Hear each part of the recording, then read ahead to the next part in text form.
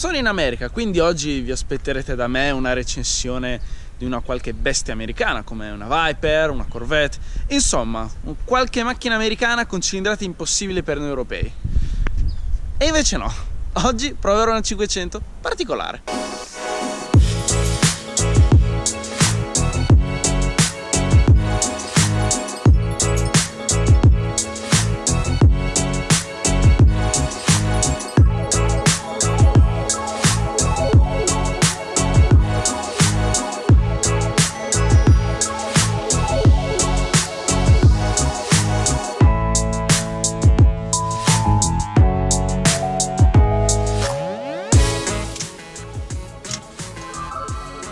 Ci crediate no? Ho appena acceso il motore.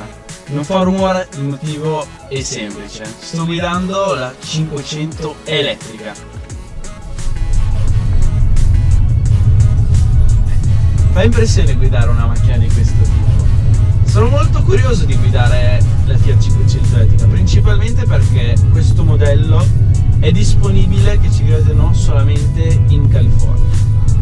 E il motivo è abbastanza semplice. In California le leggi sull'inquinamento sono molto severe e quindi Fiat, per poter continuare a vendere i propri modelli in questo stato, ha dovuto creare un modello totalmente elettrico, ed eccola qua, la Fiat 500 elettrica.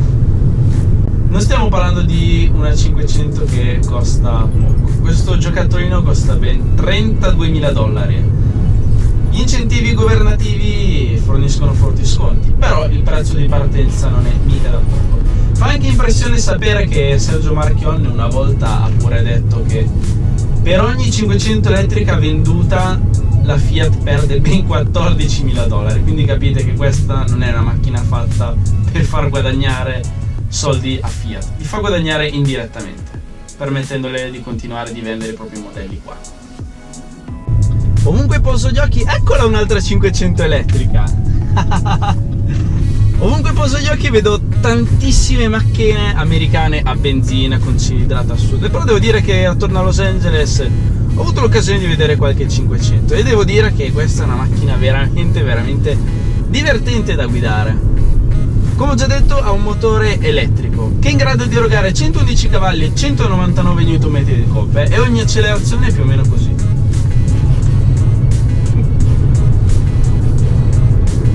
Veramente agile e scattante. Un motore elettrico su una city car così piccola, ogni accelerazione fa venire il sorriso. Fa 0 a 100 in circa 8 secondi, ma la cosa che fa impressione, ovviamente essendo un'auto elettrica, il modo in cui eroga la potenza e la coppia è veramente sbalorditivo, perché ogni volta che premi il pedale del gas, hai un'erogazione istantanea e anche se come numeri 110 cavalli e 199 Nm di coppia, devo dire che in termini di accelerazione l'impressione è che questa 500 è addirittura più veloce della mia 500 Abarth, che è modificata e ha praticamente il doppio dei cavalli e il 30% in più di coppia. Spegnere i controlli riesce anche a sgommare.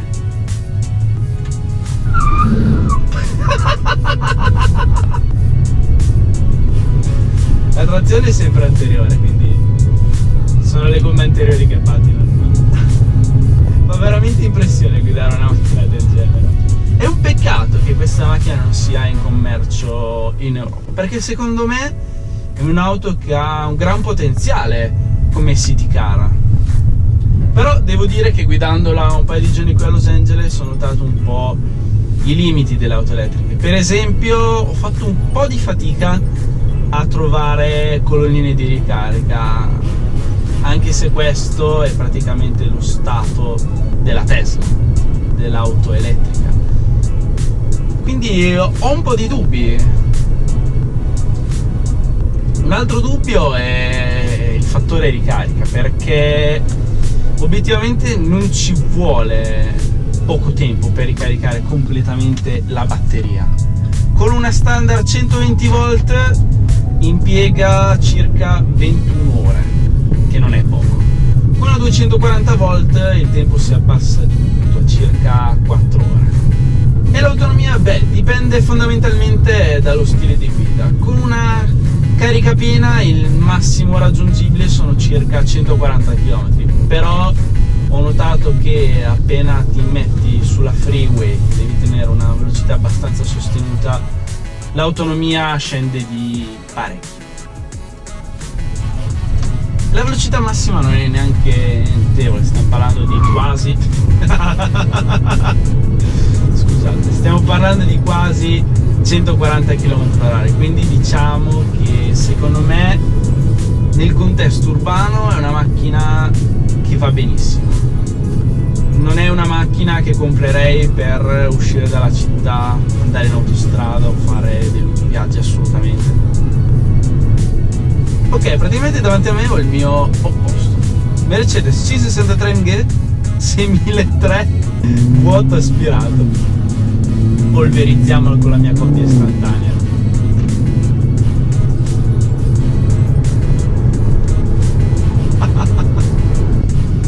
Ogni qualvolta freno, tolgo il pedale dall'acceleratore, vedo dallo schermo davanti a me che la batteria si ricarica. Infatti la cosa forte della 500 elettrica è che frenando e riducendo la velocità la batteria si ricarica, però devo dire che si ricarica veramente di poco, ma meglio di niente.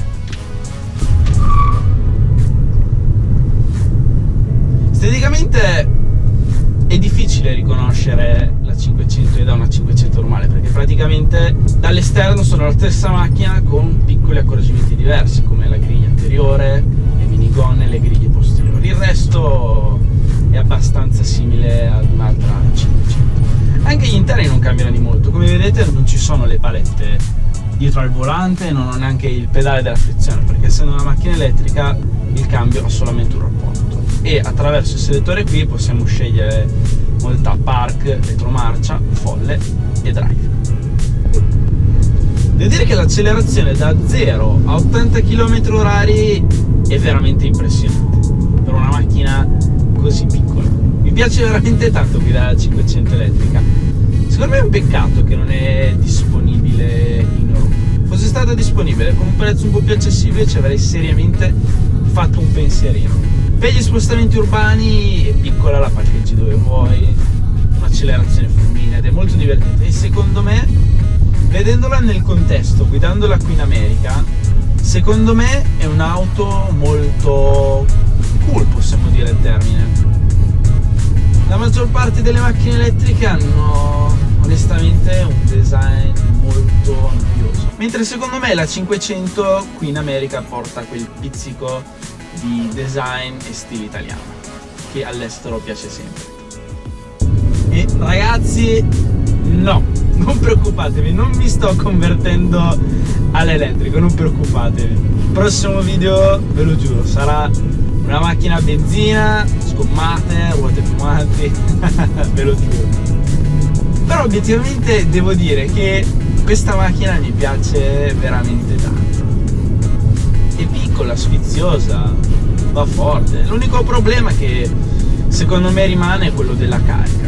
Non è obiettivamente un problema da poco, però devo dire che l'elettrico sta facendo una grossa evoluzione negli ultimi tempi.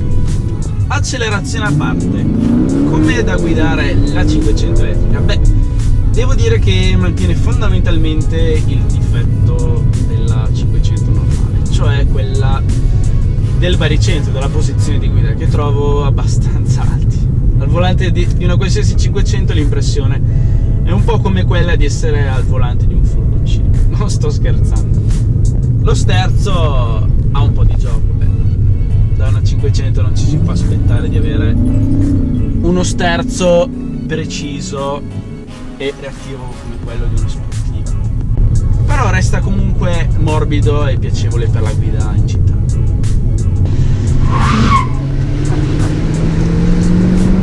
Non c'è bisogno di avere una muscle car come quella per sgommare. Ragazzi, spero che vi sia piaciuta questa recensione in italiano, ne farò altre in futuro. Mettete like, iscrivetevi al canale se non l'avete ancora fatto e ci vediamo alla prossima. Ciao!